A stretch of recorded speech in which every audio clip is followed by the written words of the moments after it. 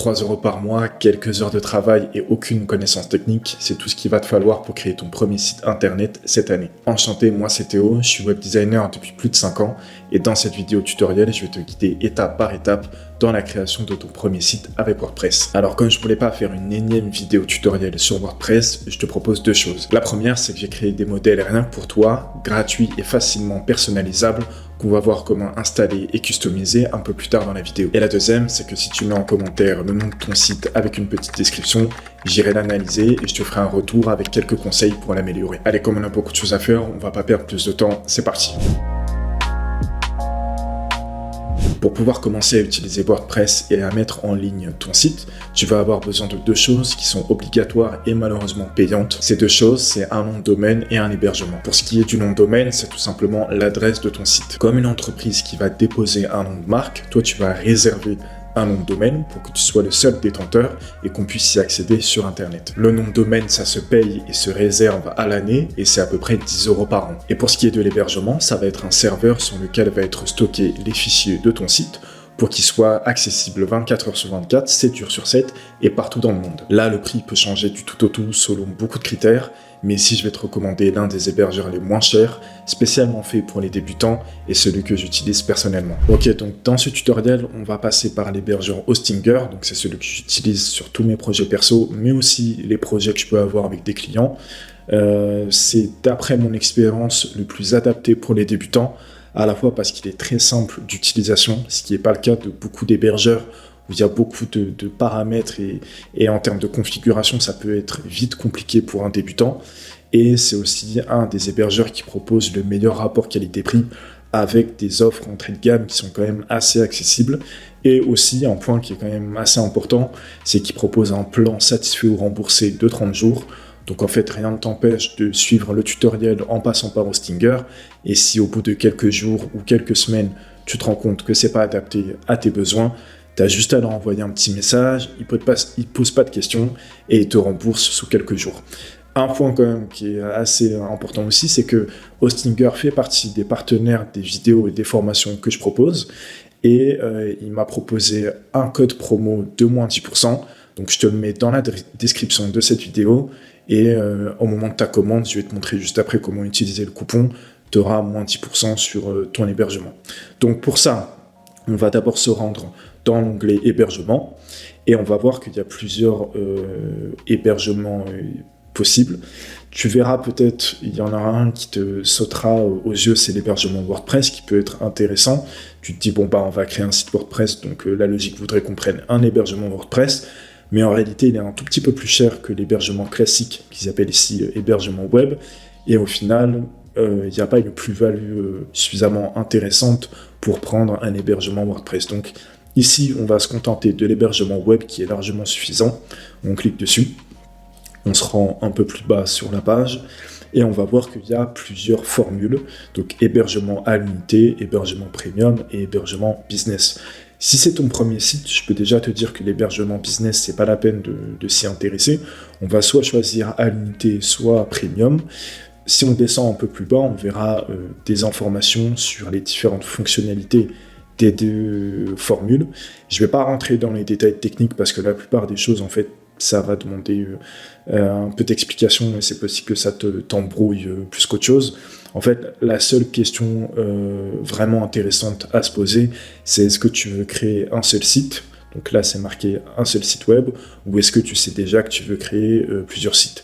Si pour le moment, un seul site te suffit, tu peux commencer par l'hébergement à l'unité, sachant que tu pourras toujours faire évoluer ton offre en cours de route vers l'hébergement premium. Et ce qui va se passer, c'est qu'Hostinger va calculer le temps qui te restait sur ton hébergement précédent, sur ta formule précédente, et l'ajouter à ta nouvelle formule. Donc, ce qui fait que tu ne perds pas d'argent dans l'évolution de ton offre. Donc, en fait, rien ne t'empêche de commencer petit et de faire évoluer en cours de route. Donc, ici, justement, je vais prendre un hébergement à l'unité. Une fois sur la page, on va voir que Hostinger propose différentes périodes de renouvellement.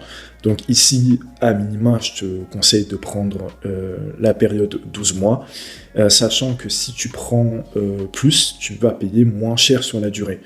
Moi, je te recommande, après, c'est encore une fois selon ton budget, mais si tu as la possibilité de mettre plus là dès maintenant, je t'assure que tu feras de plus grosses économies sur la durée, sachant que si tu comptes créer un site vitrine un peu classique, il n'y a pas de raison que tu changes d'hébergement tous les ans, pardon, ou même tous les 2 ans. Donc en fait, encore une fois, selon ton budget, je te recommande de prendre la période la plus élevée possible, mais dans tous les cas, au minimum de prendre 12 mois, parce qu'au mois, c'est pas rentable du tout. Et voilà, donc ici, pour le test, je prends 12 mois. Ensuite, Hostinger va demander une adresse email. Hop. Et une fois que c'est fait, évidemment, le paiement, avant juste de mettre tes informations de paiement, tu vas avoir un lien pour un code promotionnel. Et ici, je te partage le code promotionnel pour avoir moins 10% sur ton hébergement. Donc, tu cliques sur appliquer et tu as le coupon appliqué. Et ensuite, évidemment, tu mets les informations de paiement. Ok, ensuite, une fois que le paiement aura été validé, Hostinger va te demander de définir un mot de passe. Donc là, très important, ne mets pas un mot de passe trop simple, parce que c'est quand même ton hébergement donne accès à ton site. Donc si tu mets un mot de passe trop simple et qu'un jour on arrive à hacker ton compte Hostinger, du coup on aura accès à ton site et ça sera impossible pour toi de récupérer ton site. Donc mets un mot de passe assez compliqué. Tu peux trouver, moi je te conseille d'utiliser des générateurs de mots de passe et des gestionnaires aussi de mots de passe comme Dashlane que j'utilise ici et qui te permet en fait tout simplement d'avoir des mots de passe compliqués, de les enregistrer dans l'application et de te connecter automatiquement sur les sites pour pas avoir tout le temps à remettre des mots de passe.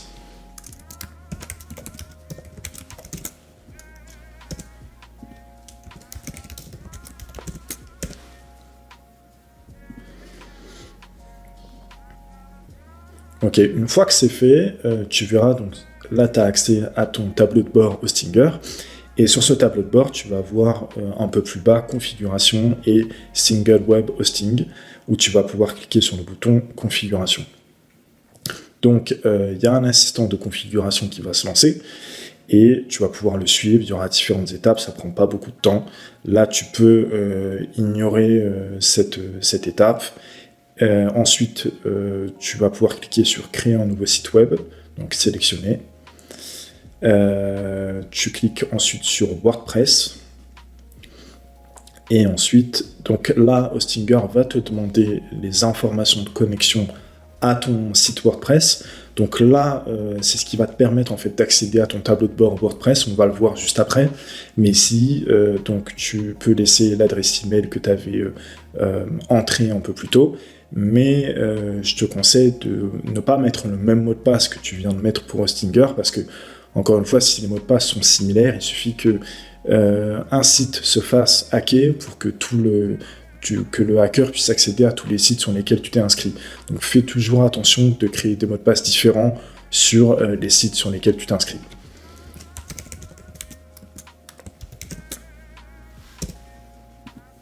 Donc une fois que tu as défini le mot de passe, tu peux cliquer sur continuer.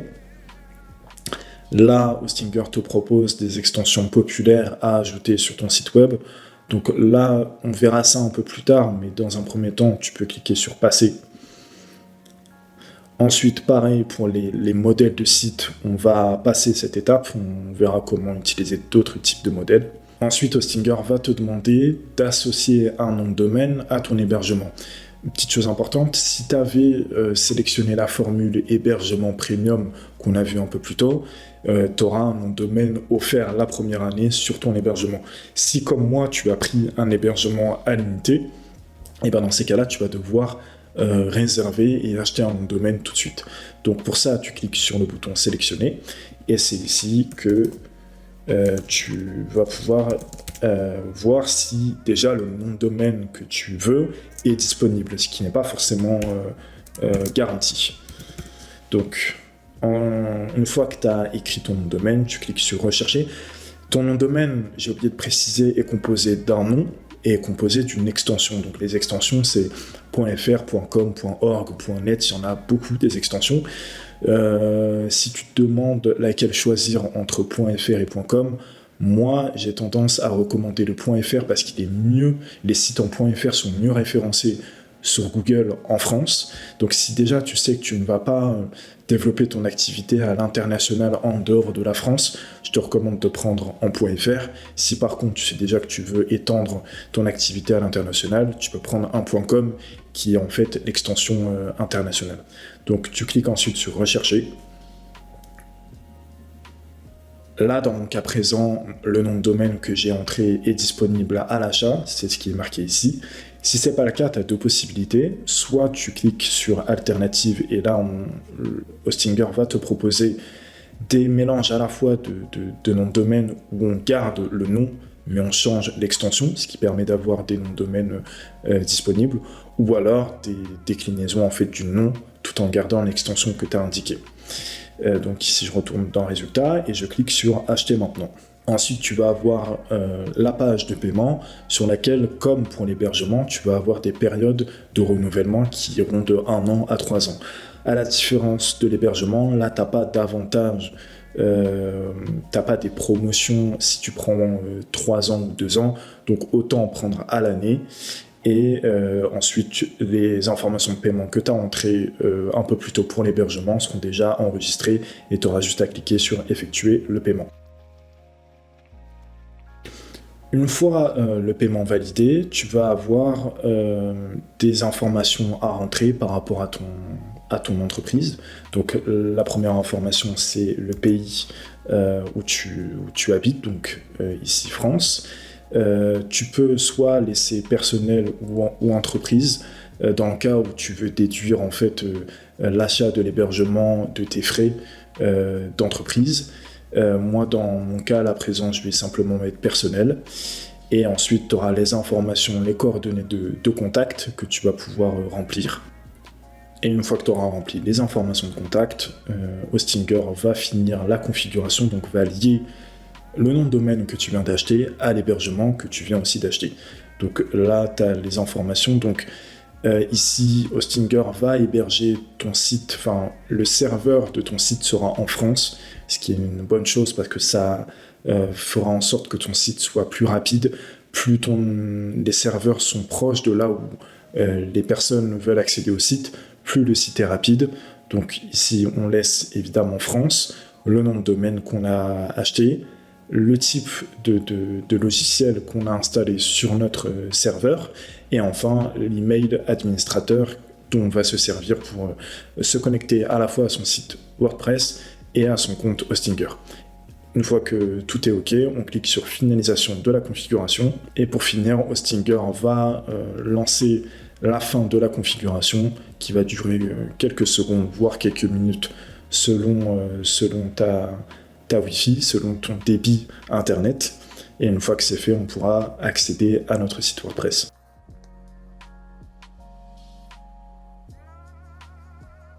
Voilà, une fois que c'est terminé, on va avoir Hostinger qui va nous proposer deux actions, soit accéder à notre tableau de bord Hostinger, soit commencer à modifier son site. On clique sur Gérer le site. Ok. Donc ça va être le tableau de bord Hostinger, pardon. On va retrouver certaines fonctionnalités pour modifier et configurer son hébergement. Ici, ce qu'on va vouloir faire, tout simplement, on va accéder à son site. Donc ça, c'est une page en attendant qu'on configure notre site, c'est une page par défaut. Et ce qu'on va pouvoir faire, c'est donc se rendre au niveau de l'URL et rajouter /wp-admin/ et on appuie sur Entrée. Ça sera quelque chose à faire à chaque fois qu'on va vouloir modifier son site. Ce qui va se passer, c'est que ça, donc c'est une page de connexion à son tableau de bord WordPress. Donc là, on retrouve l'identifiant et le mot de passe qu'on a défini tout à l'heure. Mais en fait, une session par défaut va durer 48 heures. Donc tous les 48 heures, on va être déconnecté de son site WordPress. Si on clique sur se souvenir de moi, il me semble que la session dure 2 semaines, quelque chose comme ça. Donc si vous voulez rester connecté plus longtemps à votre tableau de bord WordPress, vous cliquez sur ce souvenir de moi. Mais une fois que vous serez déconnecté, n'oubliez pas que vous allez devoir refaire cette même manipulation. Donc vous récupérez le nom de domaine de votre site et en fait à chaque fois vous mettez /wp admin / et vous cliquez sur entrée et ça va vous permettre d'accéder à la page de connexion. Donc ici je mets mes identifiants de connexion que j'ai définis tout à l'heure.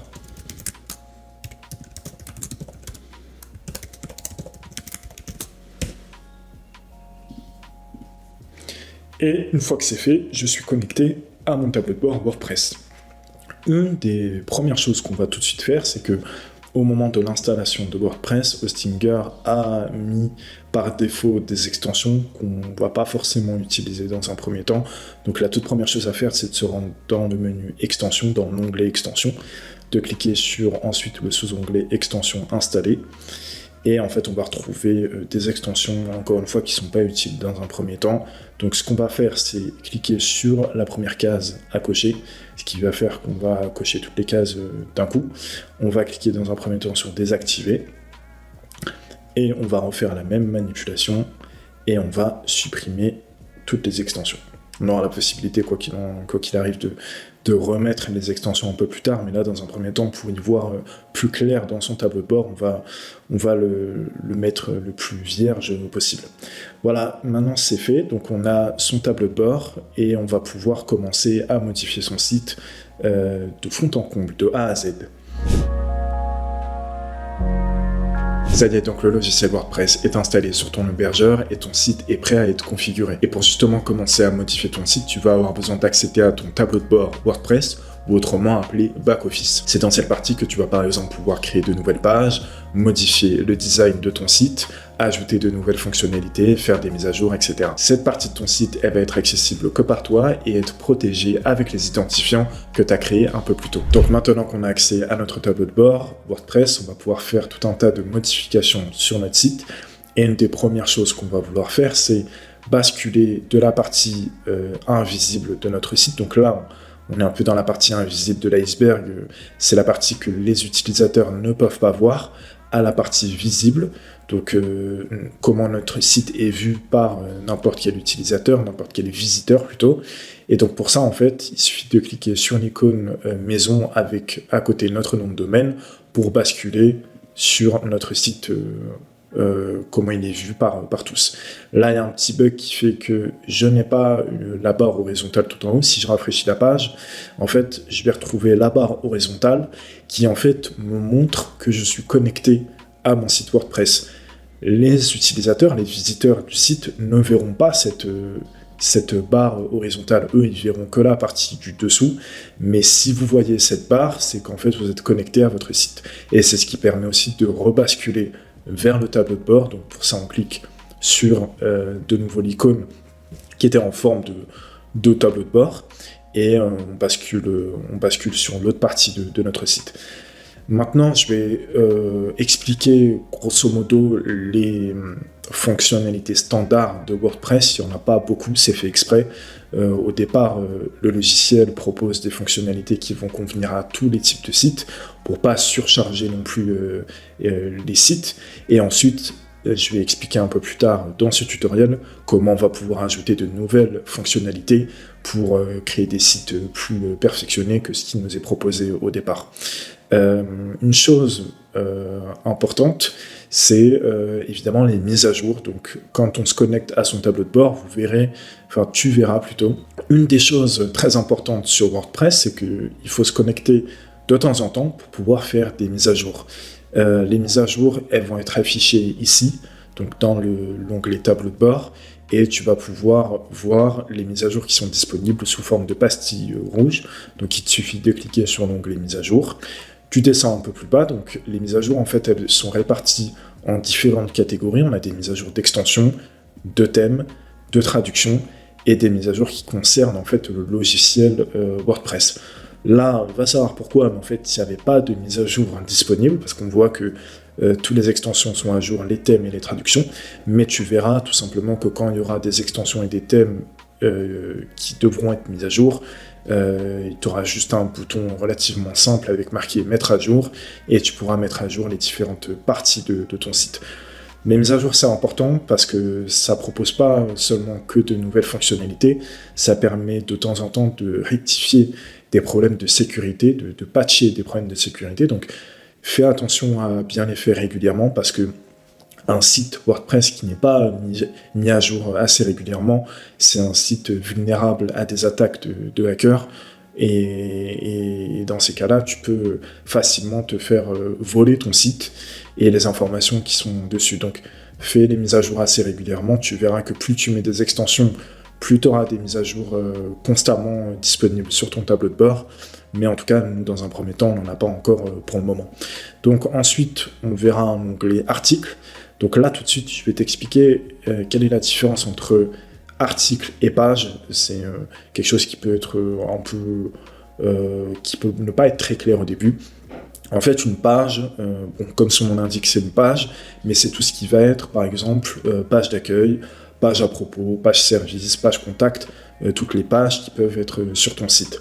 Maintenant, c'est quoi la différence avec article ? Tu te doutes bien que article, en fait, c'est lié à un blog, mais en fait, ce qui se passe, c'est que les pages, c'est des mises en page, des structures qui sont différentes d'une page à l'autre. C'est-à-dire qu'une page d'accueil n'a pas la même mise en page, n'a pas le même design qu'une page service ou à propos. Par contre, les articles, si tu vas sur des blogs, tu vois bien que il y a seulement le contenu qui change, c'est-à-dire les textes, les images, mais la structure d'un article à un autre, c'est présenté de la même manière. Et c'est ça qui est différent au niveau technique entre les articles et les pages, c'est qu'en fait, c'est pas les mêmes structures. Si t'as pas prévu de faire un blog, dans ces cas-là, tu auras juste besoin de créer des pages, et c'est sur ça sur quoi on va se concentrer dans ce tutoriel. Donc on met de côté les articles. Tu verras qu'il y a des sous-onglets catégories étiquettes. Je ne vais pas rentrer dans les détails. Je ferai une prochaine vidéo pour parler spécifiquement de comment créer un blog sur son site.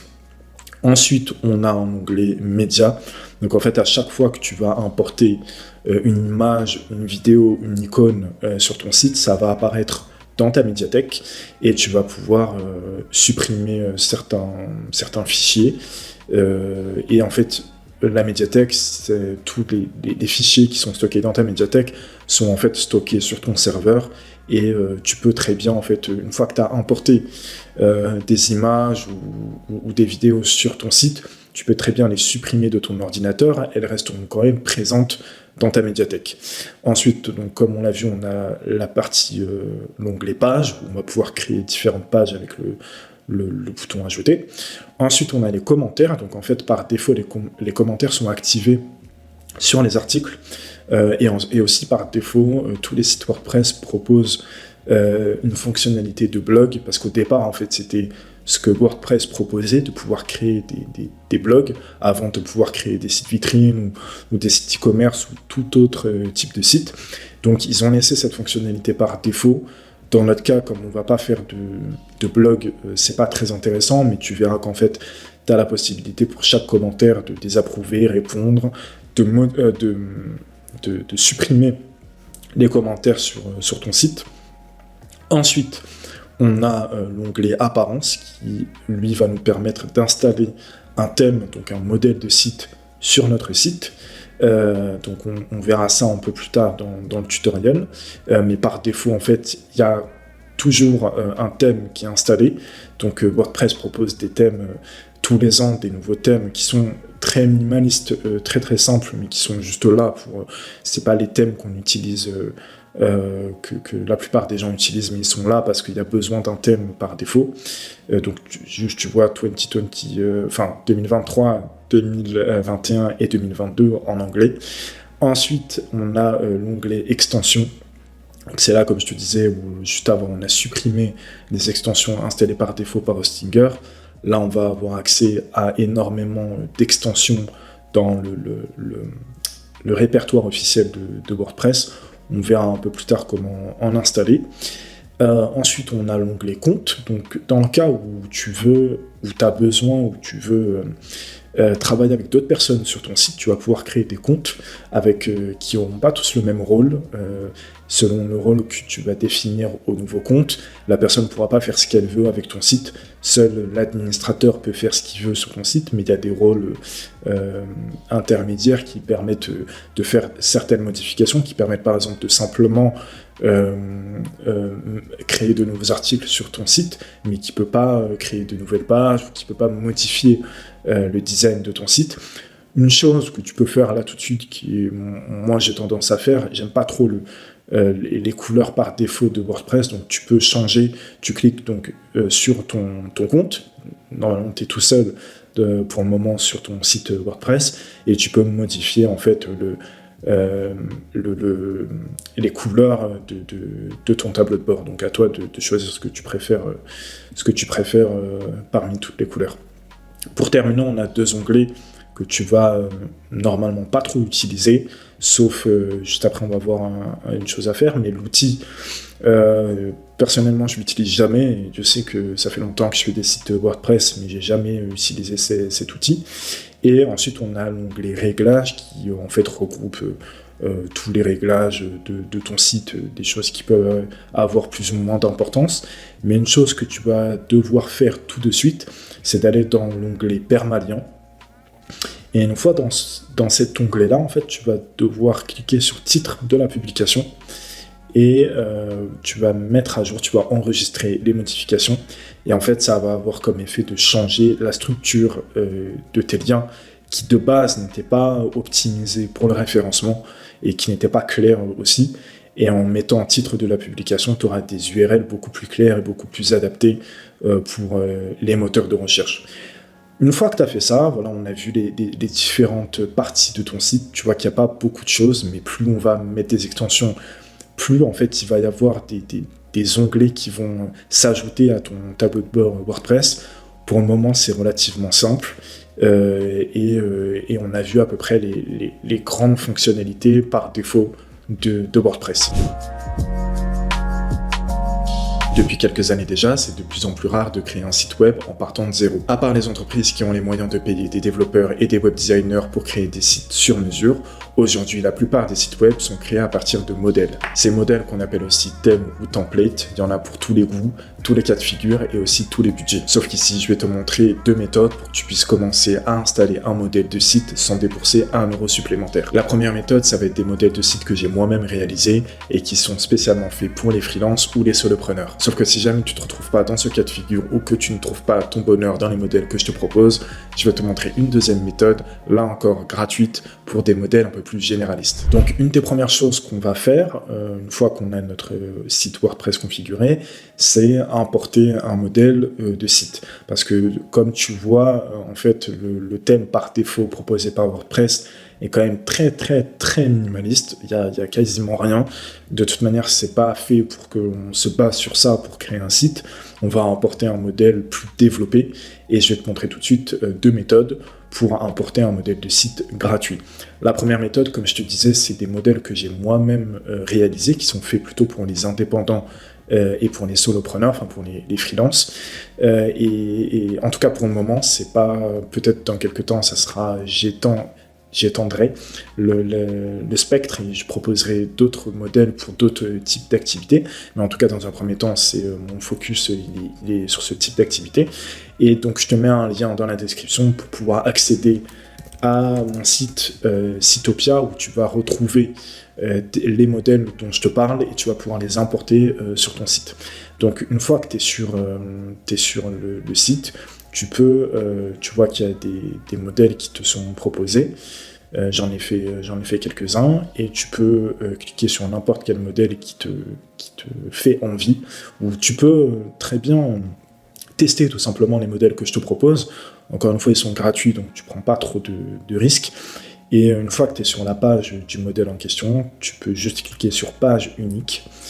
Et donc, je te demanderai simplement ton adresse email et ton nom. Hop, à remplir. Ensuite, tu cliques sur recevoir. Et tu auras donc une page qui va te proposer de télécharger le modèle et avec une petite vidéo d'explication sur comment importer le modèle sur ton site.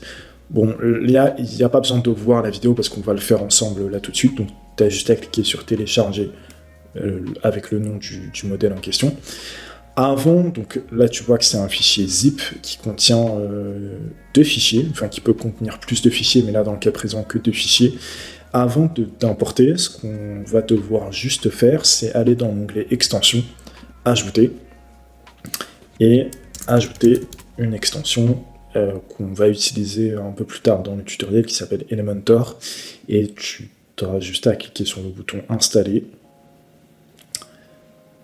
Hop, et ensuite activer.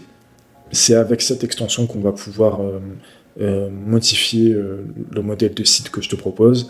Donc là, on peut passer, on n'est pas obligé de se créer un compte tout de suite. Et ce qu'on va pouvoir faire, c'est installer le thème d'Elementor par défaut, qui est très rapide, qui est optimisé justement pour l'extension Elementor. Donc c'est celui qu'on va utiliser tout de suite. Je suis en train de me rendre compte qu'il y a peut-être une confusion. Là, je suis en train de dire qu'on est en train d'installer un thème Elementor, mais au final, je te propose d'importer un modèle de site. En fait, ce qui se passe, c'est que sur WordPress, il faut bien différencier les thèmes et les modèles de site, qui sont 2 choses différentes. Les modèles de site qu'on appelle aussi template. Les thèmes, en fait, il n'y en a qu'un seul qui peut être installé sur ton site. C'est au niveau technique, c'est différent des templates. Les thèmes, en fait, ça va te proposer plus de fonctionnalités, plus de configuration, tandis que les modèles, en fait, tu peux très bien installer des modèles qui vont concerner simplement une page de ton site, ou alors il y a aussi des modèles qui proposent plusieurs pages, mais en fait, tu peux très bien avoir un thème et importer plusieurs modèles sur ton site. C'est en fait des modèles de page plus que des modèles de site de manière générale. Donc là, Elementor nous demande le nom de notre site, donc je vais laisser le nom de domaine.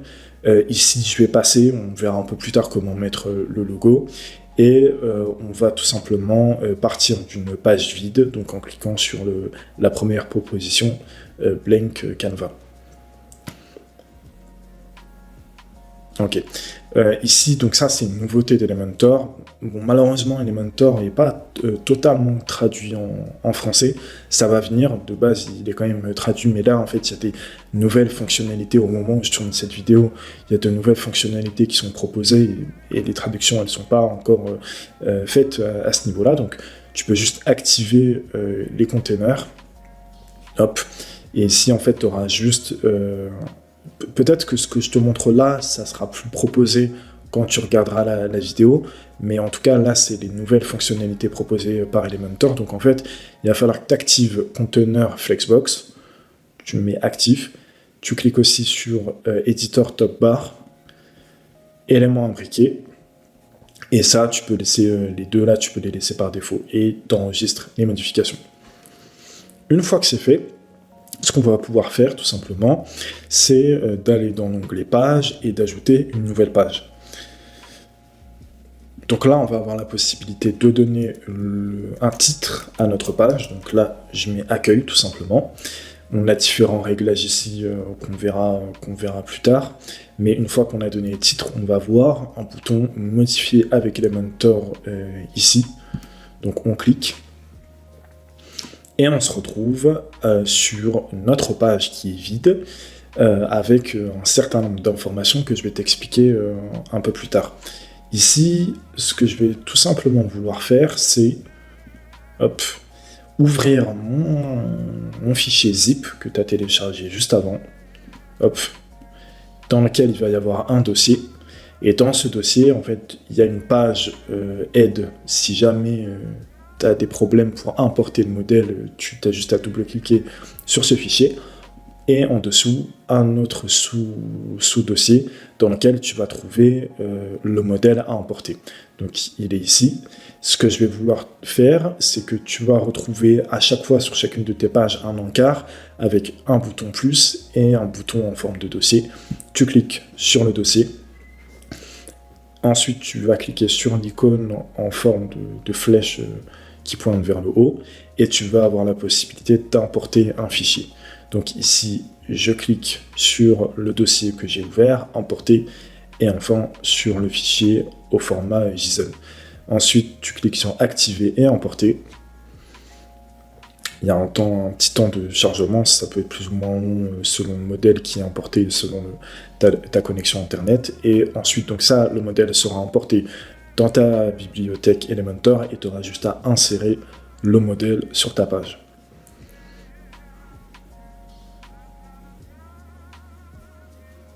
Hop, un petit temps de chargement.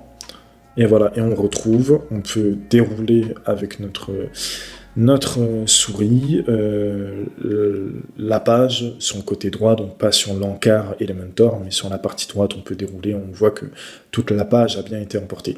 Sauf cet encart-là, en fait, qui correspond à l'entête par défaut proposé, donc qui ressemble à pas grand-chose.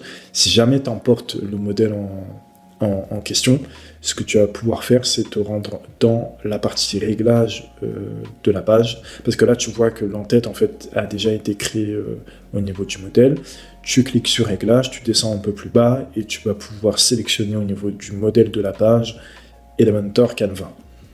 Ça va recharger la page, et ça va enlever, en fait, l'entête par défaut qui était proposée par le thème. On verra un peu plus tard tout ce qui va être réglage de la page avec Elementor. Il y a pas mal de fonctionnalités qu'on va voir ensemble, mais là c'était juste pour te montrer comment importer un modèle que je te propose de Sitopia, et là en fait tu vois que tu as déjà un site qui est en grande partie fait. Tu pourras juste changer les informations, changer les images, etc. Mais en tout cas là tu as déjà une page préfaite pour ton site. Une fois que c'est terminé, tu as juste à cliquer sur publier. Voilà, et ensuite on clique sur le logo Elementor et on retourne sur notre tableau de bord.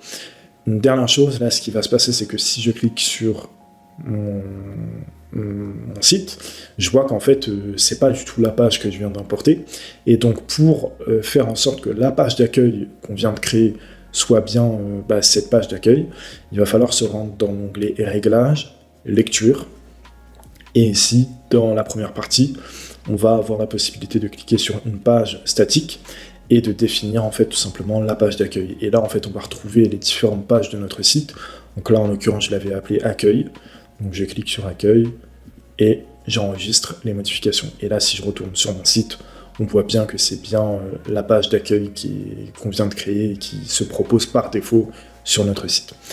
Maintenant, ce que je vais te montrer, c'est comment utiliser un thème qui est autre chose que ce qu'on vient d'installer, qui était un modèle de site. Donc le thème, c'est plus développé, il y aura plus de pages. Encore une fois, c'est possible que les modèles que je te propose gratuitement, il y en ait qui ne correspondent pas à ton activité, ou en fait pour le moment c'est que des pages uniques, mais je ferai des modèles plus développés. Mais en tout cas, si tu veux installer un site, enfin un modèle de site avec plus de pages, il va falloir se rendre dans Apparence, Thème, et dans cette partie-là, tu vas pouvoir cliquer sur Ajouter. Tu vas avoir une barre de recherche. Bon, là, je vois que le thème qu'on veut installer est tout de suite ici, mais dans le cas où il n'est pas présent pour toi, il s'appelle Astra. Tu peux rechercher avec la barre de recherche, et ensuite tu vas pouvoir installer le thème Astra.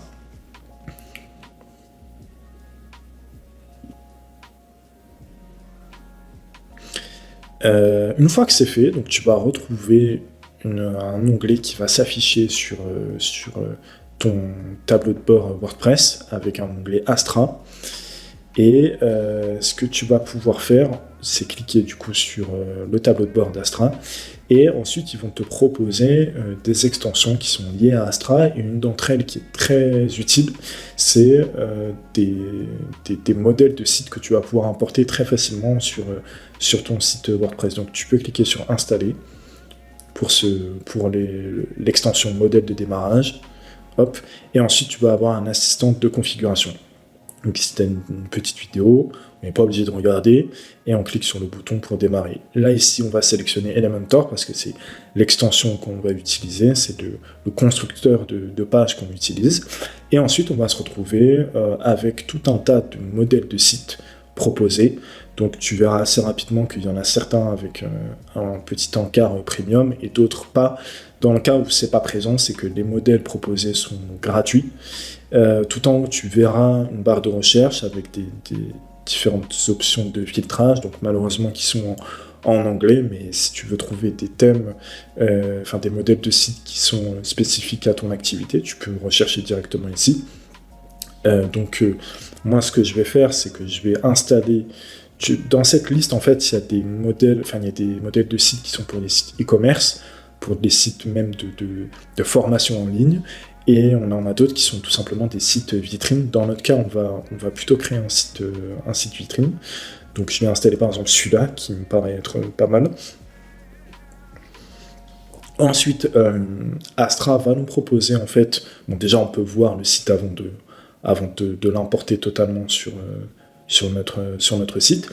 Il va nous proposer de mettre notre logo directement, donc on va pouvoir le faire un peu plus tard, mais si ton logo est tu l'as déjà sous la main, tu peux déjà l'importer tout de suite. Donc tu peux aussi passer si jamais c'est pas encore prêt. Là, tu auras la possibilité de modifier les couleurs de ton site avec des palettes prédéfinies. Et aussi de changer les polices d'écriture. Pareil, là tu vois qu'elles se changent de façon dynamique. Tu pourras de toute manière les changer aussi un peu plus tard. Ensuite, donc là, il te demande quelques informations que tu n'es pas obligé de rentrer. Tu peux simplement cocher les différentes cases juste en dessous pour bien importer ton site et cliquer sur le bouton d'importation. Ok, donc une fois que la configuration de Astra est terminée, on va pouvoir tout simplement cliquer sur le bouton pour voir notre site et on va voir ensuite qu'on retrouve le modèle de site qu'on a importé avec les différentes pages, donc à propos, portfolio et contact. Une des premières choses qu'on va vouloir faire, c'est qu'on voit bien que les pages qui sont proposées ne sont pas traduites en français, donc on va les traduire tout de suite. On va se rendre dans l'onglet pages, et en fait on va retrouver déjà toutes les pages de notre site. Si on veut laisser une page à propos sur notre site, on va pouvoir cliquer sur modification rapide, et on va trouver un premier encart. On va pouvoir changer le titre de la page. Donc là ici je remplace about par à propos. En dessous de titre, on va trouver un autre encart qui s'appelle slug et qui est en fait le titre qui sera affiché dans l'URL par rapport à la page. Donc ici, ce qu'il va falloir faire, c'est mettre un nom qui sera en minuscule, où il n'y aura pas d'espace, ou en tout cas les espaces seront remplacés par des tirets et où il n'y aura pas de caractères spéciaux. Donc là, en l'occurrence, je ne mets pas d'accent à propos, je mets un tiret et je mets à propos comme ça en minuscule et je mets à jour. Donc là, si on retourne sur notre site, on voit que dans le menu, la page à propos a été modifiée et elle est bien maintenant en français.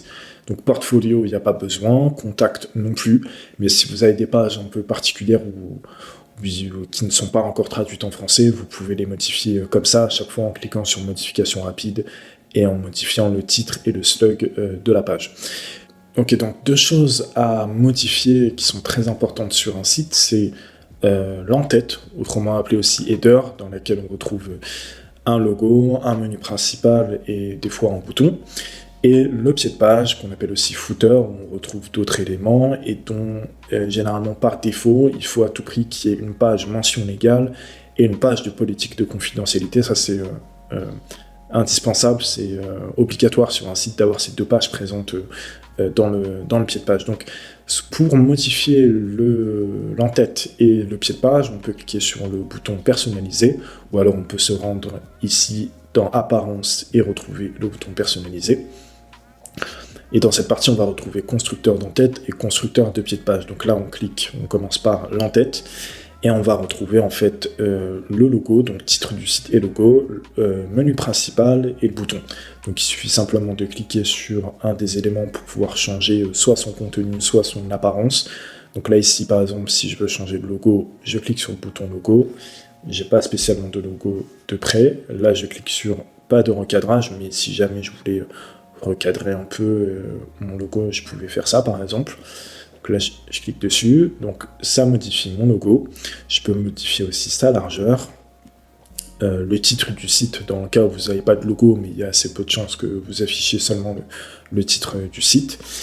Et voilà, et on peut retrouver des éléments de design, comme la couleur du titre, encore une fois, si on n'a pas de logo et simplement son titre. Avant de voir un menu principal qui est un peu plus complexe, on va déjà voir bouton. Le bouton, donc là, on peut tout simplement changer le texte du bouton, le lien. Donc ici, logiquement, vu que j'ai mis contacter, on va vouloir que le lien aille vers la page contact. Donc pour ça, en fait, on retourne sur notre tableau de bord, ici, hop, on va dans l'onglet page, et en fait, on retrouve notre page contact.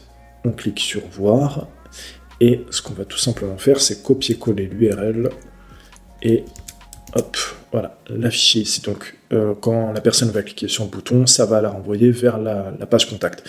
Ce qu'on peut aussi faire, c'est décocher cocher plutôt le fait que quand la personne clique sur le bouton, ça ouvre un nouvel onglet, plutôt que par défaut, en fait, ça remplace la page sur laquelle la personne est. Donc, il n'y a pas, là, en l'occurrence, il n'y a pas forcément besoin, on peut laisser le fait que la page soit remplacée, parce que de toute manière, la personne peut toujours faire ouvrir le lien dans un nouvel onglet. Donc, généralement, c'est recommandé de laisser à la personne de choisir si elle veut ou pas ouvrir dans un nouvel onglet. Et donc là, on va retrouver d'autres éléments de design pour modifier l'aspect de notre bouton. Dans le cas précis, je vous recommande pas forcément si vous voulez par exemple changer la couleur du bouton, de pas le faire seulement sur ce bouton-là, parce qu'il y a de grandes chances pour que vous ayez envie de changer. Si admettons là le rose ne vous plaît pas, il vous plaira pas non plus ici, et donc plutôt que de le changer individuellement sur ce bouton, ce que vous pouvez faire, c'est retourner en arrière, aller dans global, couleur, et en fait ici, donc en l'occurrence ça correspond à notre couleur de notre bouton, et ce qu'on va pouvoir faire, c'est changer cette couleur en question, et ça va la changer partout sur notre site, là où il y avait juste avant du rose. Là, on voit qu'au survol, on a de nouveau le rose, et si je peux tout simplement changer la couleur. Bon, là, j'utilise la palette par défaut, mais je vous recommande en fait de mettre des codes couleurs bien définis, de ne pas faire de manière aléatoire comme je suis en train de faire, de mettre vraiment le code couleur exact de votre identité visuelle, et donc là on voit que ça remplace la couleur qui était le rose justement. Donc on va retourner en arrière, ça ne marche pas, hop, je ne sais pas pourquoi, voilà, hop, donc je reviens en arrière, je reviens dans mon constructeur de page, là je ne sais pas pourquoi, mais le texte n'a pas été changé, donc je vais juste le modifier individuellement, couleur du texte, et je vais mettre, hop, alors là non plus c'est une énigme, je ne sais pas pourquoi bon, ça doit être un petit bug en publiant et en mettant à jour le bouton. Je pense que ça devrait se rétablir, mais on va savoir pourquoi là ça fonctionne pas. On va laisser tomber en tout cas pour le moment. Ensuite, le dernier élément qu'on n'a pas vu, c'est le menu ici. Ici, en fait, on va pouvoir modifier les pages qui sont présentes dans notre menu. Donc pour ça, on va cliquer sur le bouton « Configurer le menu » ici.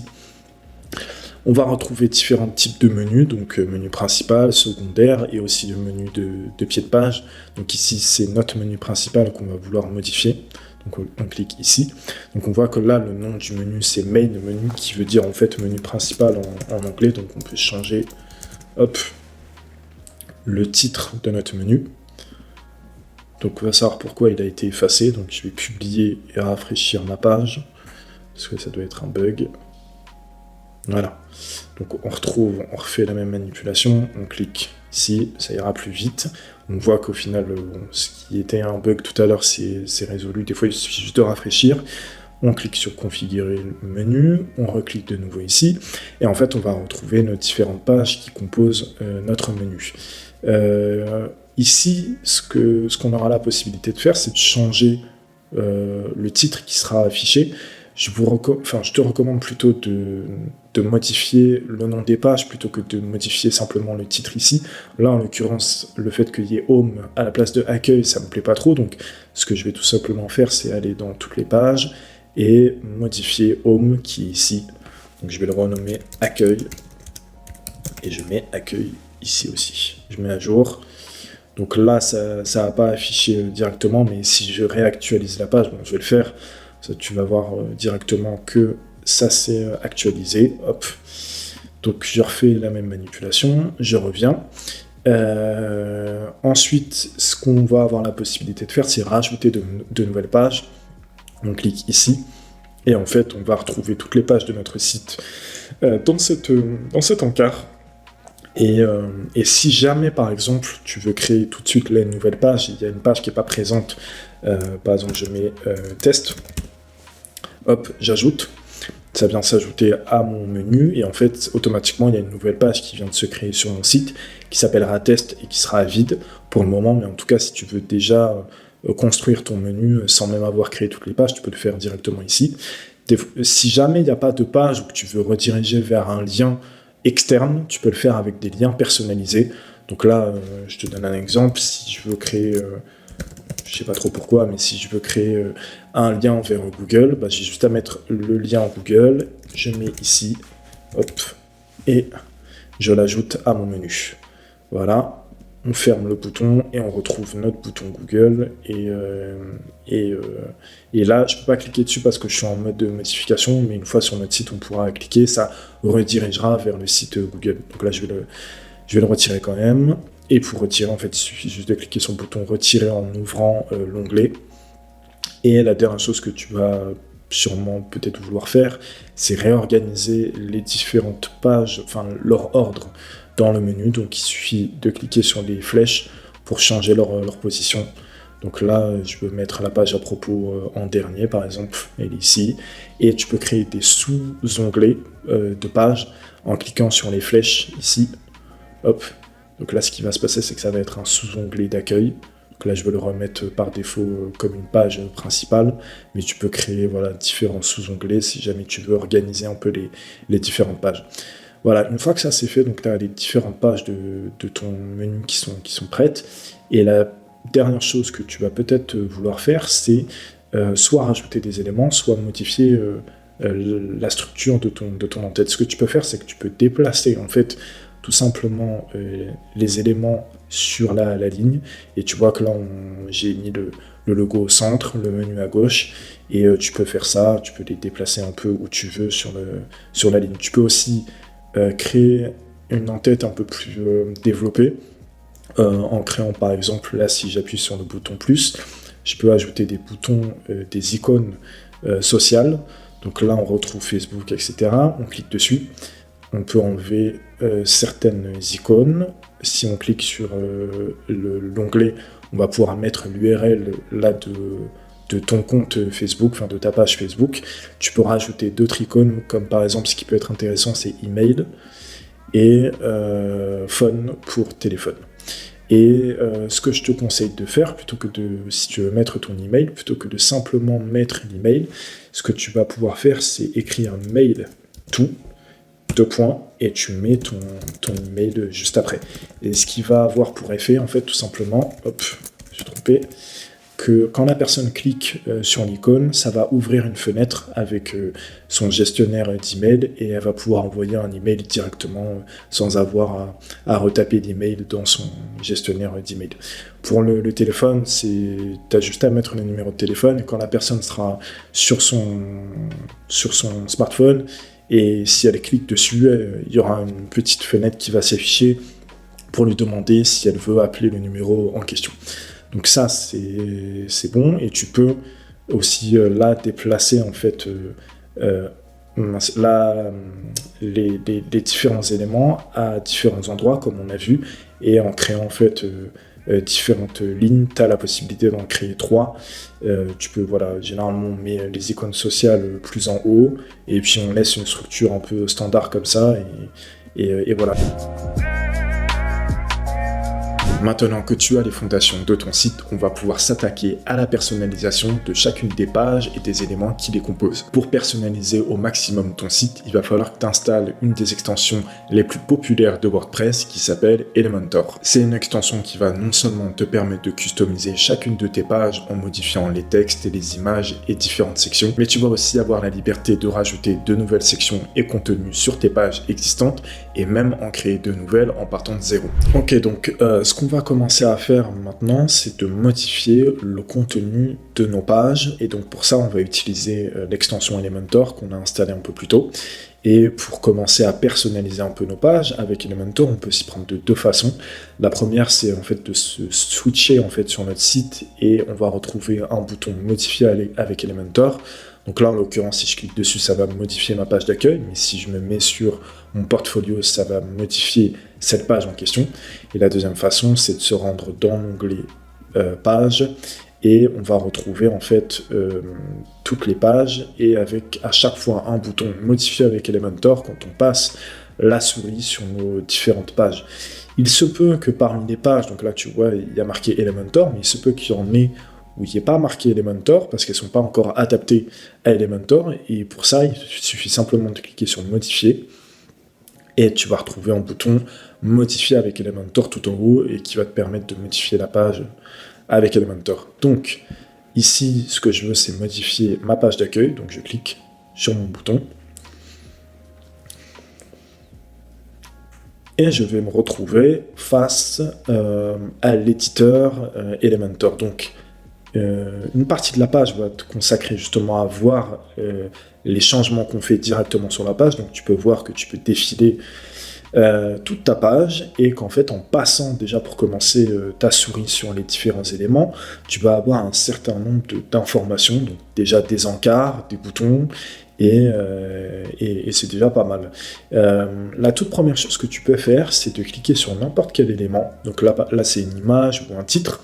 Là, je clique sur mon image et tu vas voir que l'encart à gauche va automatiquement s'adapter en fonction de l'élément sur lequel tu as cliqué. Donc, il va te proposer des réglages en fonction de l'élément en question.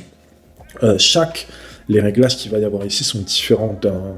Mince, là, tu vois, c'est un bon exemple. J'ai cliqué un peu n'importe comment sur mon titre. Il s'est déplacé sous mon image. Et ce que tu vas pouvoir très rapidement faire, c'est cliquer sur l'icône Elementor et retrouver l'historique. Et ici, en fait, à chaque fois que tu vas faire une action, il va y avoir un encart qui va se créer et qui va te permettre en fait de revenir en arrière. Donc là, en l'occurrence, je peux revenir à l'étape numéro 1 quand je suis arrivé sur le site, et je reviens tout simplement en arrière. Si je te montre, par exemple, je change, hop, modif, et que je change aussi, allez, la couleur du bouton, hop, voilà, je le mets en rouge, je retourne dans l'historique, et tu vois qu'il va y avoir un descriptif en fait de chacune des actions. Donc là, c'était le changement de couleur, là, c'était le titre, et je peux revenir en fait à l'action sur laquelle je peux revenir spécifiquement. Je suis pas obligé de revenir en repartant de zéro. La deuxième façon aussi de faire, c'est de faire un Command Z ou un Ctrl Z sur PC, comme un éditeur de texte, où en fait ça va revenir en arrière de façon automatique. Mais il va falloir le faire plusieurs fois pour retourner à l'action sur laquelle on veut revenir. Donc ça, c'est quelque chose qui va être assez important. Donc, en sachant ça, ce que tu peux faire, ce que je te conseille de faire, c'est de voir ta page dans un premier temps comme un bac à sable, de modifier tout un tas de choses, parce que de toute manière, tu auras la possibilité de revenir en arrière à l'étape un peu zéro. Donc dans un premier temps, pour comprendre vraiment comment Elementor fonctionne, je te conseille d'y aller un peu à l'aveuglette et de changer un maximum, de modifier un maximum de réglages. Donc là, je vais revenir au tout début. Et ce que je vais faire, c'est cliquer sur le bouton plus pour retrouver en fait les différents éléments que je vais pouvoir ajouter à ma page. Donc on retrouve titre, image, éditeur de texte, vidéo, bouton, séparateur, enfin tout un tas d'éléments qui sont décomposés dans différents onglets. Donc on a l'onglet basique, on a l'onglet pro, en fait, où Elementor propose une formule payante où on va retrouver d'autres éléments premium. Donc là, il faudra acheter une licence, mais je te mets le lien d'une vidéo en description pour que tu puisses voir comment passer à Elementor Pro, mais dans un premier temps, tu peux très bien te contenter du basique. on retrouve un autre onglet général avec d'autres éléments un peu classiques, mais ça, on va pas voir tout dans les détails parce qu'il y a quand même beaucoup de mémoire. Je crois qu'il y a 70 éléments gratuits que tu peux mettre sur ta page, donc c'est déjà beaucoup. On va pas voir tout ça en détail. Ce qu'on va déjà voir dans un premier temps, c'est comment modifier en fait les différents éléments de ta page. Donc, comme on a vu, c'est relativement simple. Un texte, en fait, ça se change. Soit tu le changes directement ici, soit tu le changes ici. Tu verras que la plupart des réglages sont quand même assez simples à comprendre. Il y en a évidemment qui seront plus compliqués pour toi à comprendre, mais je vais malheureusement pas pouvoir aller dans le détail parce que c'est une extension qui peut pousser les choses assez loin. Et il y a beaucoup de choses à voir et à faire. Donc une seule vidéo suffirait pas pour traiter tout ça. Mais déjà, comme je te dis dans un premier temps, tu peux modifier les éléments assez facilement. Là, par exemple, je clique sur mon image et je peux venir changer, l'image ici. Dans un premier temps, étant donné que tu es débutant, je te conseille de te limiter seulement aux modifications des éléments. Donc tu verras encore une fois que de modifier les textes ou de modifier les boutons ou les images, ça reste relativement simple, en tout cas pour les paramètres classiques comme changer le titre ou mettre un lien sur un bouton, sur des choses comme ça. C'est les paramètres, encore une fois, je te conseille dans un premier temps de voir vraiment cette page comme un bac à sable et de changer les différents éléments pour voir un peu comment ça influe sur ta page, parce que tu verras que les modifications en fait sont en temps réel, donc c'est ça aussi l'avantage. Et à la fin, une fois que tu auras terminé, comme on a vu, tu cliques sur l'historique et tu reviens au début. Une chose qui peut être assez importante et intéressante, c'est de déplacer certains éléments sur ta page. Donc en fait, tu vois que quand tu places ta souris sur différents éléments, tu as différents encarts qui vont s'afficher. Là, j'ai un encart avec un bouton stylo et un autre encart avec une fenêtre tout en haut à gauche et là en haut à droite de l'encart. Ce bouton-là, en fait, si je reste cliqué dessus et que je déplace mon élément, en fait, je vais voir des lignes s'afficher et qui vont me permettre de voir où je peux déplacer mon élément sur ma page. Donc là, si je veux le placer juste au-dessus de mon image, j'ai juste à lâcher le bouton et ça va déplacer mon titre juste au-dessus de l'image. Je peux faire, là je le remets ici, je vois que la ligne était au-dessus de mon corps de texte, c'était bien là où je voulais déplacer mon titre, donc je peux déplacer mes éléments ici. Tu peux faire la même chose avec ce qu'on appelle des sections. Donc les sections, en fait, ça englobe plusieurs éléments de manière un peu logique, et ce que tu peux faire, c'est cliquer sur l'icône au centre, et descendre sur ta page. Donc là, ça demande un peu plus il y a plus de chemin à parcourir. Et donc là, tu vois que tu peux déplacer les sections, tu peux changer l'ordre du contenu de ta page. Donc là, je vais remettre au tout début. Et je clique ici. Une des choses qui peut être aussi intéressante pour toi, c'est de ne pas justement de voir de manière un peu plus fidèle comment on va rendre ta page sans forcément tous les encarts. Donc pour ça, tu peux juste cliquer sur la petite flèche pour fermer l'encart Elementor et là tu vas retrouver en fait ta page en pleine largeur et sans tous les encarts qui vont être affichés tout autour des éléments. Donc tu peux masquer ou pas le bandeau Elementor et le réafficher en cliquant de nouveau sur la flèche.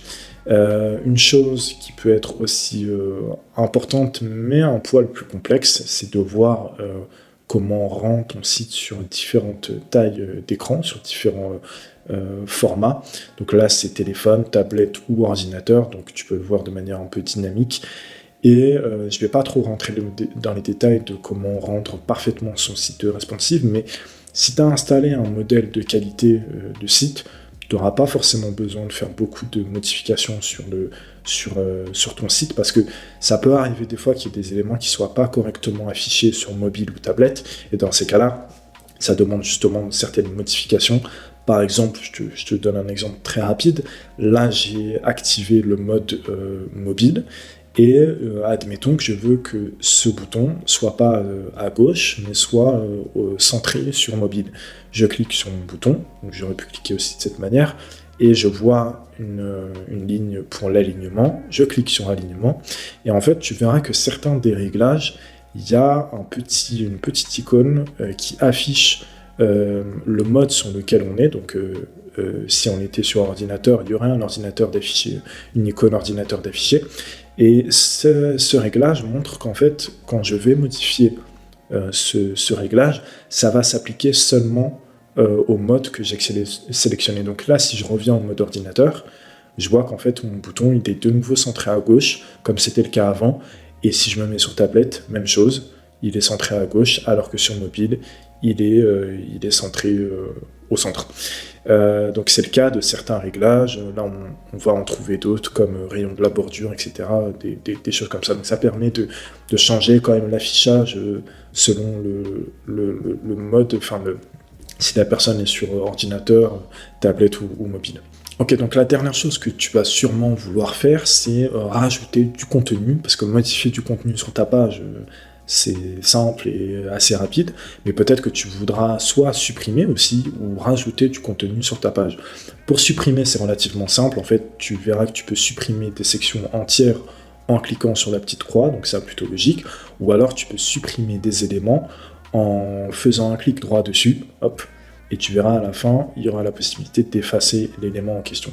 Donc tu peux le faire soit en positionnant ta souris sur l'élément en question, soit en cliquant sur la petite icône en forme de stylo pour supprimer l'élément. Tu verras, tant qu'à faire, que tu as des options de copier-coller. Donc par exemple, si je veux cette section, enfin ce carrousel d'image, admettons que je veux le déplacer sur ma page, ou que je veux le mettre dans une autre section, ce que je peux tout simplement faire, c'est venir ensuite coller ici, hop, et ça va venir le déplacer à l'endroit où j'ai mis ma souris. Ce qui est aussi possible, c'est que tu puisses copier et coller des éléments d'une page sur une autre page. Donc pour ça, il faudra par exemple ouvrir une autre page. Donc là, je vais ouvrir ma page à propos, hop. En attendant, je vais copier encore une fois ce carrousel. Hop. Ok. Et ce que je vais pouvoir faire, donc là j'ai copié ce carrousel et je vais pouvoir le coller juste ici. Hop. Et il va venir s'afficher là. En l'occurrence, j'aurais aimé qu'il soit un peu plus haut. Ce que je peux faire, c'est rester appuyé dessus et venir le déplacer tout en haut de ma page. Voilà. Donc, je retourne à ma page d'accueil. Donc là, en l'occurrence, je veux supprimer ici. Hop. Et ce que je veux faire, c'est créer une nouvelle structure. Donc, si je veux créer une nouvelle structure à un endroit précis de ma page, admettons, je veux créer une nouvelle section juste au-dessus de cette section-ci. J'ai juste à appuyer sur plus ici. Ok, donc là, je vais avoir un encart qui va me proposer de rajouter une section. Mais dans tous les cas, il y aura toujours à chaque fin de page, c'est ce petit encart qui va me permettre de rajouter des sections tout en bas, et ensuite je pourrais les déplacer un peu plus haut sur ma page. Donc ici, on a soit la possibilité de créer une section sur mesure avec des éléments, enfin de disposer un peu comme on veut les choses. Quand on est débutant, ça peut être assez compliqué à comprendre, donc en fait, on va utiliser des blocs, ça va être plus simple pour nous. Donc on clique sur la dernière icône, et on va trouver tout en haut un onglet blocs sur lequel on peut cliquer, et en fait on va retrouver tout un tas de blocs un peu classiques qu'on retrouve sur un site et qu'on va pouvoir importer sur notre page. Là on retrouve des filtres, donc malheureusement c'est en anglais, mais je t'invite à aller te balader un peu dans les différents onglets, tu vas vite comprendre à quoi ça correspond. Mais là, admettons que je veuille importer ce bloc-ci, je clique, hop, j'attends, là ça charge, je sais pas pourquoi. Hop, je vais de nouveau.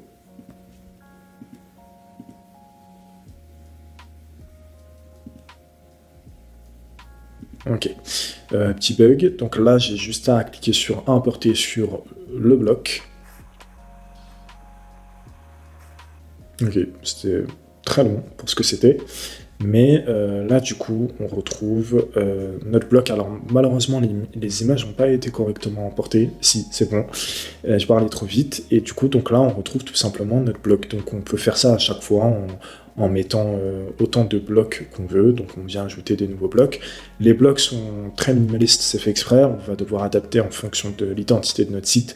Mais ensuite, on va pouvoir modifier les différents éléments, le titre, etc., etc. Donc, Ce que je te conseille, c'est de fonctionner de cette manière et de ne pas essayer de faire des structures personnalisées et de vraiment utiliser les blocs proposés et de construire tes pages de cette manière.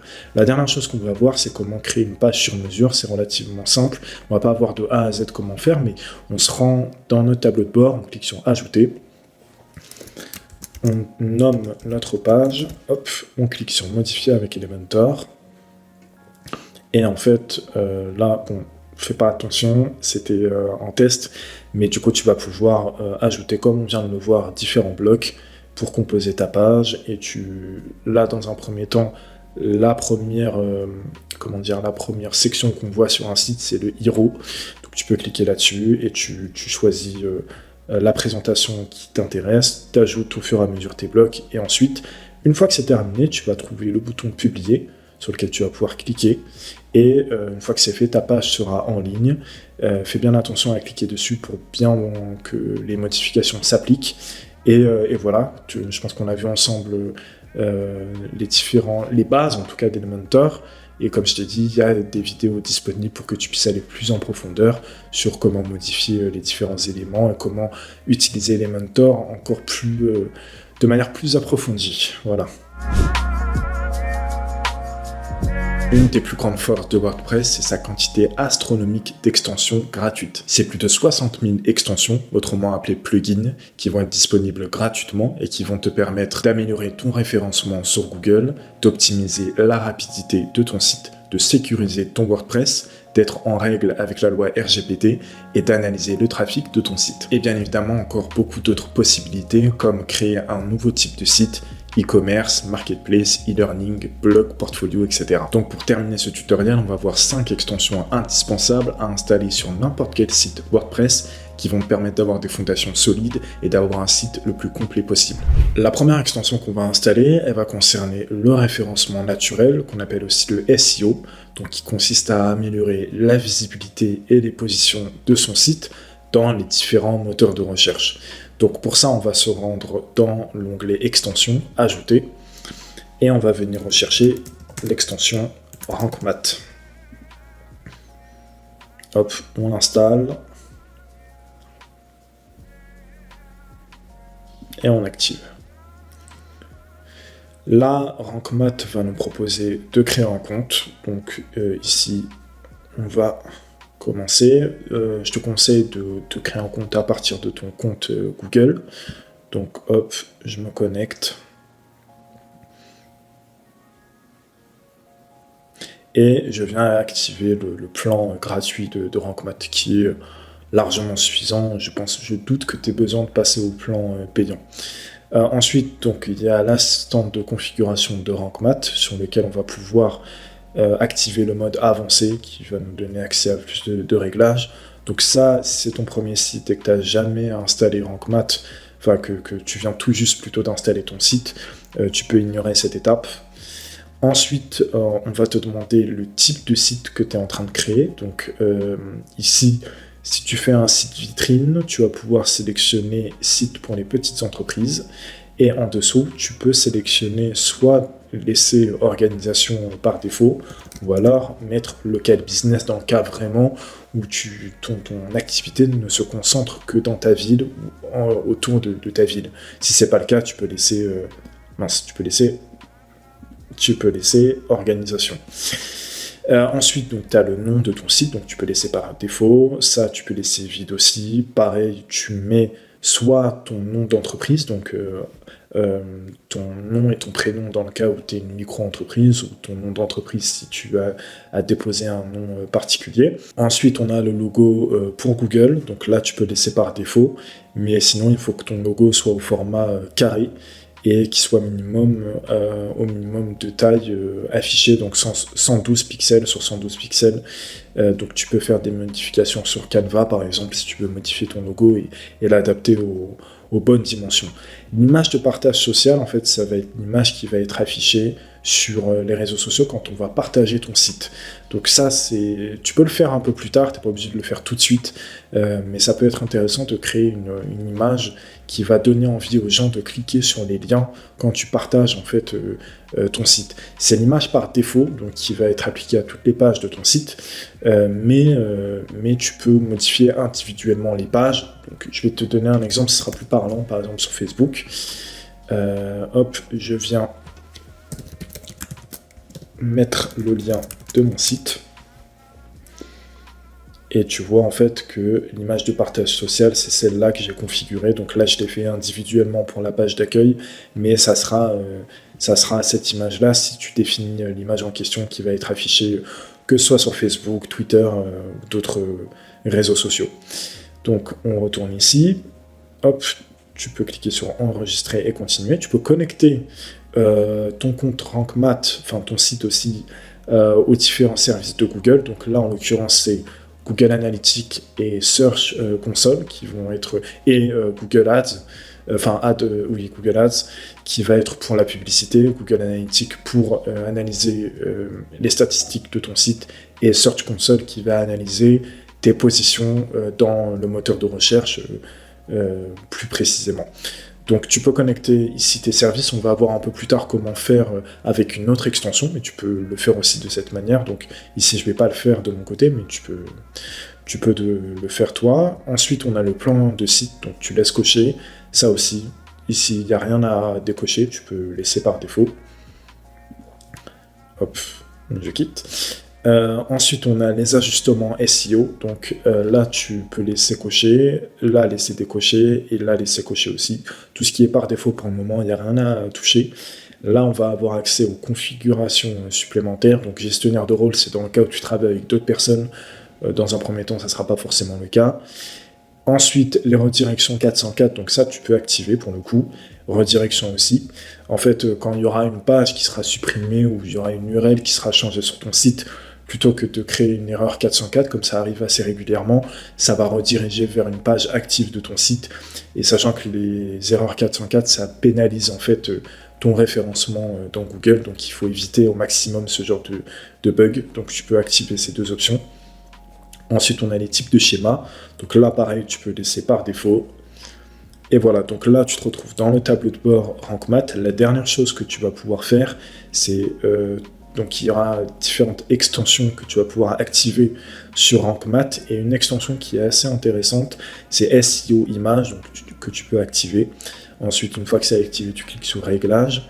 Et tu viens activer la balise Alt manquante et la balise titre. Ce qui va se passer, en fait, c'est que je ne vais pas trop rentrer dans le détail, j'ai fait d'autres vidéos sur le SEO à ce sujet, mais simplement ça va permettre à tes images d'être mieux référencées sur Google Images, ce qui peut apporter du trafic, mais aussi à permettre à tes pages d'être mieux référencées aussi grâce à ce type de balise.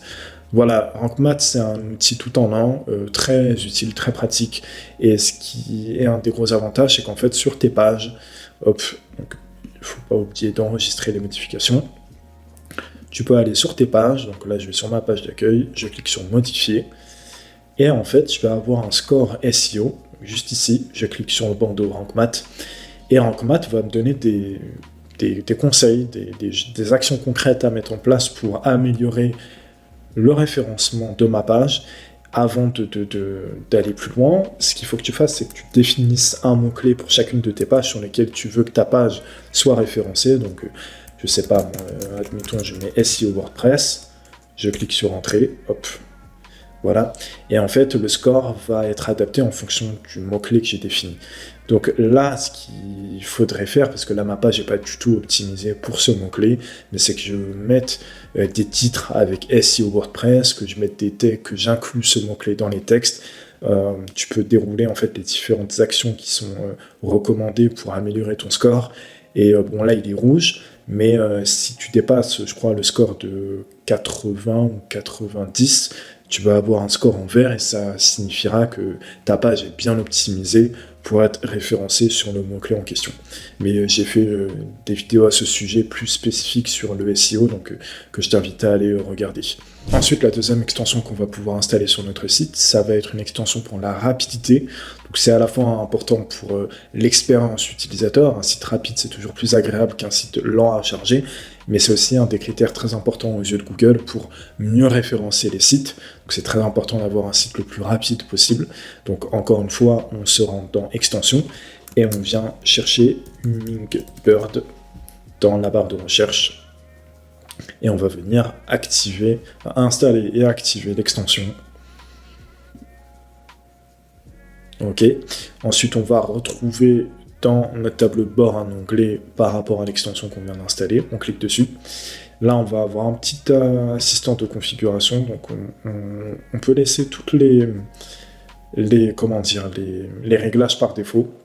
Donc là, il va analyser un peu notre site pour voir les réglages qui vont nous être proposés. Donc là, comme j'ai dit, on laisse tout par défaut. On laisse sélectionner et on clique pour terminer sur le tableau de bord. Une petite extension supplémentaire qui est liée à l'extension qu'on vient d'installer, c'est pour optimiser les images. Donc on descend un peu plus bas sur la page et on va voir Image Optimization. On clique sur Install Smush. Voilà, il y a une extension qui va être installée. Hop. Et en fait, on va retrouver Smush ici. On suit pareil l'assistant de configuration, on laisse tout activer par défaut. Là, il analyse les différentes images qui ont été importées sur notre site. Et en fait, ça va optimiser le poids des images, qui est un des facteurs qui ralentit le plus les sites, le poids des images qui ne sont pas optimisées. Et une fois que c'est fait, en fait, on a juste à cliquer sur ce bouton, ce qui va optimiser donc le poids des images qui sont déjà présentes sur notre site.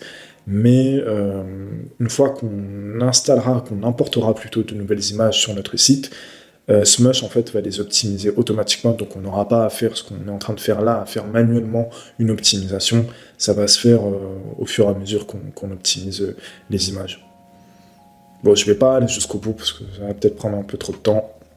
Voilà. Mais en tout cas, là au niveau de la rapidité de notre site va déjà être beaucoup plus rapide qu'avant. Ok, donc la troisième extension qu'on va venir installer, c'est par rapport à la sécurité. Bon, pas trop besoin de te dire à quel point c'est important d'avoir un site sécurisé, parce que si jamais tu te fais hacker ton site, c'est peut-être des dizaines, voire des centaines d'heures de travail qui seront mis à la poubelle. Et bon, je te le souhaite pas en tout cas. Et faut savoir que les sites WordPress sont quand même l'objet de beaucoup d'attaques de hackers, parce que le logiciel WordPress est utilisé par 43% des sites dans le monde, c'est énorme, et parmi cette quantité astronomique de sites, il y a beaucoup de débutants qui utilisent WordPress, et donc les réglages ne sont pas forcément bien faits, et ça arrive qu'il y ait des failles de sécurité un peu bêtes, donc on va éviter ce genre de problème en ajoutant une nouvelle extension qui s'appelle Item Security.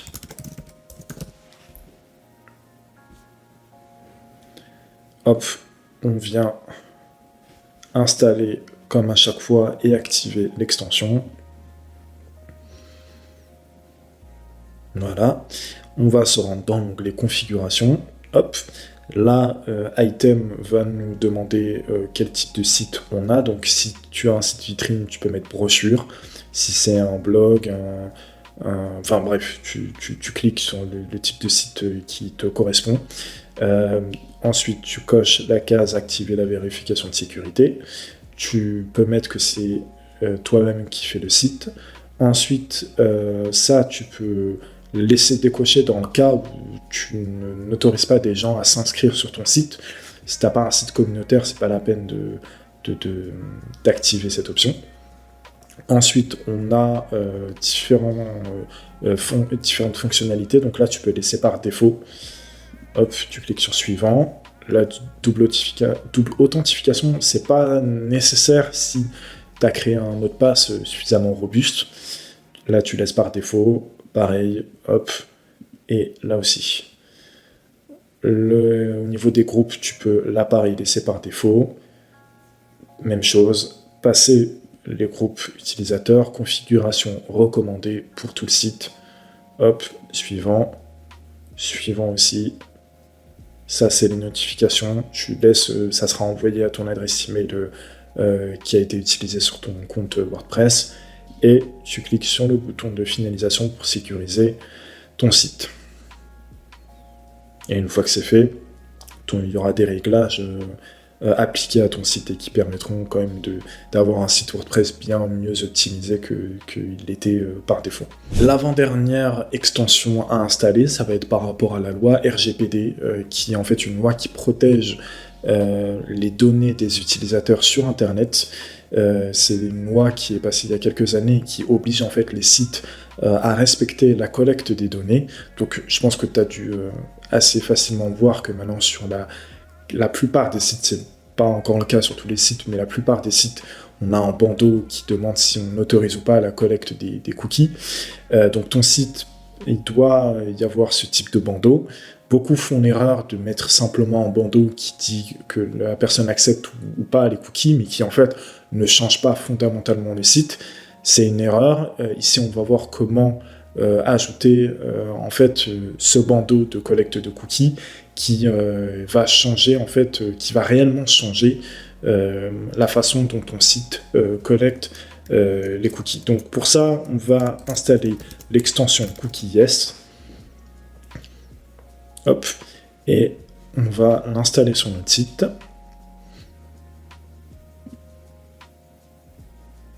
Voilà. Ensuite, on retrouve l'onglet CookieYes ici. Une fois que c'est fait, CookieYes va te proposer de créer un compte. Donc, tu peux cliquer sur ce bouton pour créer un nouveau compte. Hop. Voilà. Donc, une fois que ton compte sera créé, tu vas pouvoir accéder à l'application CookieYes. Donc, tu as juste à cliquer dessus. Hop. Et là, en fait, tu vas avoir différents réglages. Donc, une des premières choses que tu peux faire, c'est changer la langue, parce que par défaut, CookieYes est en anglais. Donc, ce que tu peux faire, c'est mettre CookieYes en français. On vient chercher, alors ça sera French. Hop, on clique, on ajoute. Et ce qu'on va venir faire, c'est définir par défaut le français pour l'application. Voilà. Et ce qui fait maintenant que si on va sur notre site, on va trouver un bandeau pour accepter ou refuser les cookies sur notre site. Une chose que tu peux faire aussi, c'est de modifier en fait la bannière, tout simplement. Donc, tu peux, plutôt qu'elle soit en horizontal, tu peux faire en sorte qu'elle soit simplement sur la gauche, comme ça, sur la droite, ou enfin peu importe où tu veux la placer. Tu peux aussi changer les titres. Enfin là ils sont en français, donc il n'y a pas trop de raison de changer les différents titres. Et tu peux changer aussi les couleurs, donc il faut que tu cliques sur les couleurs personnalisées. Tu viens cliquer sur Cookie Notice. Et en fait, là, c'est surtout le bleu qui pourra être changé, parce que si c'est pas dans l'identité visuelle de ton site, tu peux mettre la couleur que tu as définie sur le reste de ton site, et ensuite mettre Publish Change. Et une fois que c'est fait, donc ton bandeau sera modifié, et la toute dernière chose que tu vas pouvoir faire, c'est aller dans l'onglet Cookie Manager et cliquer sur Scan. Hop. Ça va scanner en fait tous les cookies qui sont présents sur ton site. Si ton site, tu viens tout juste de le créer, il ne doit pas y avoir beaucoup de cookies, il n'y en aura peut-être aucun, mais tu peux scanner ton site pour vérifier, parce que des fois, selon les extensions que tu ajoutes, il y a des cookies qui sont utilisés sur ton site. Donc tu peux scanner. Une fois que c'est fait, en fait, ça va permettre à l'utilisateur de choisir quel cookie il accepte ou refuse sur ton site. Ça, c'est par rapport au bandeau de cookies. Et petite information supplémentaire, si tu veux mettre un formulaire de contact sur ton site, il faut qu'il y ait une case à cocher que l'utilisateur coche pour dire qu'elle accepte que ces données soient collectées. Ça fait partie des règles par rapport à la loi RGPD. Donc c'est en plus du bandeau de cookies, il faut que tu aies le consentement explicite des utilisateurs sur ton site pour qu'ils acceptent que tu collectes leur email, leur nom et prénom pour un formulaire de contact. Et la toute dernière extension qu'on va installer sur notre site, c'est pour analyser le trafic de notre site, donc tout ce qui peut être les visiteurs, d'où ils proviennent, combien de temps ils restent sur notre site, quelle page ils visitent, etc. Et toutes les statistiques autour de Google, donc sur quels mots-clés on est positionné, à quelle position on est positionné sur les mots-clés en question, l'évolution de notre position, etc., etc. Donc ça, c'est deux outils, c'est Google Analytics et Google Search Console. Et on a une extension à ajouter qui est une extension de Google, ça tombe bien, qui est très simple d'utilisation, Google Sitekit. Donc on vient installer et activer comme d'habitude.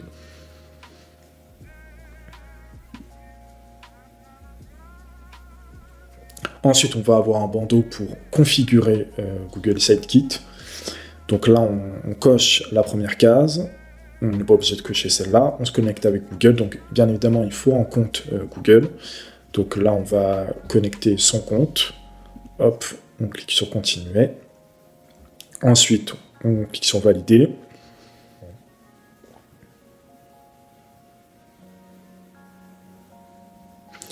On active les métriques dans notre tableau de bord, donc on aura accès en fait aux données d'analyse directement dans notre tableau de bord WordPress de façon plus allégée que sur le site directement Google Analytics. Pareil, on active le Search Console, Google Analytics, et voilà, il va connecter Google Analytics à notre site. Ce qu'on aura juste à faire, c'est mettre notre compte Google, donc sélectionner le bon compte, sélectionner la bonne propriété, et donc ici, donc moi j'en ai plusieurs, mais on va mettre configurer une nouvelle propriété. Là pareil, on laisse configurer une nouvelle vue, et voilà, on laisse ça, et on met une nouvelle propriété ici aussi, et configurer Google Analytics.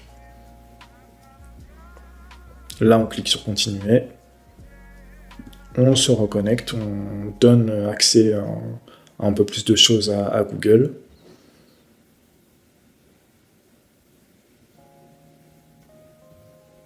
Et voilà, il a connecté Google Analytics à notre site. Et donc, dans cette partie, on va retrouver toutes les données un peu de trafic, de contenu, donc tout ce qui va être lié aux pages, la vitesse, donc ça peut être intéressant pour analyser si notre site est bien rapide, parce que comme je te le disais tout à l'heure, la vitesse c'est un des critères importants aux yeux de Google pour modifier ta position dans son résultat de recherche. Et là, il y a besoin de 48 heures avant que les données soient collectées, donc pour le moment, tu ne vas pas avoir de données particulières, mais une fois qu'il y aura un peu de trafic sur ton site, tu verras les différentes statistiques. Voilà. Et une chose aussi importante, c'est que tu pourras te rendre directement sur le site Google Analytics pour en fait voir des données plus détaillées de ton site. Donc, une fois dessus, tu pourras te connecter. Et la deuxième chose, c'est que tu pourras aussi voir Google Search Console pour voir l'appareil des données un peu plus développées de ton site. Voilà, on a terminé. J'espère que cette vidéo tutoriel t'aura été utile. Si c'est le cas, évidemment, n'hésite pas à le dire en commentaire. Ça me fera plaisir et ça me motivera à te proposer encore plus de contenu comme celui-ci. Si tu veux aller encore plus loin dans la création de ton site, tu peux te rendre sur mon site Sitopia, sur lequel j'ai mis encore plus de vidéos tutoriels et j'ai créé une formation 100% gratuite où je couvre encore plus de sujets. Et bien sûr, si tu veux qu'on continue à avancer ensemble, tu peux t'abonner à la chaîne, activer les notifications pour ne pas manquer les prochaines vidéos qui, je t'assure, seront meilleures que celle-ci. Allez, salut, à la prochaine pour une prochaine vidéo. C'était Théo.